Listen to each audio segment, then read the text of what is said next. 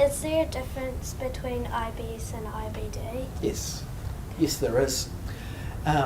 So Kendall, IBS stands for something called irritable bowel syndrome, whereas IBD stands for something inflammatory bowel disease. And lots of people get them mixed up, and sometimes even in the newspaper or whatever, people get them mixed up.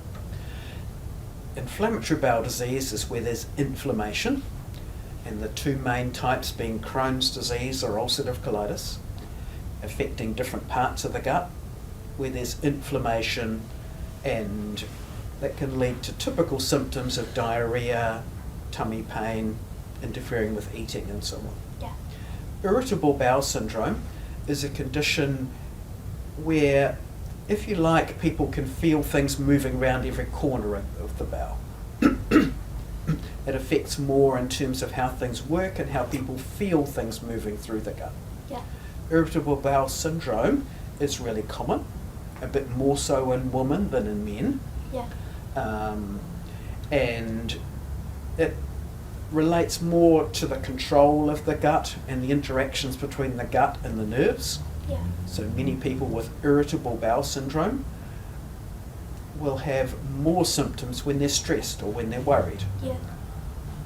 or have symptoms that relate to spicy foods or some other trigger Yeah. in terms of what they're eating or drinking.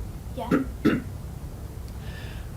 The tricky part is that people with inflammatory bowel disease, over time, they have an increased rate of also getting irritable bowel syndrome.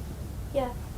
So sometimes we see children where all their blood tests are perfect, repeating their scope tests, everything's perfect, but they're still getting tummy pain or still getting diarrhea, and then it's managing the irritable bowel that's there alongside the inflammatory bowel disease, Yeah.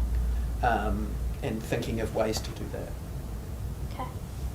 But that's a really important question in terms of the distinction or the differences between those two things. Yeah. They sound the same, but they're not the same. Yeah.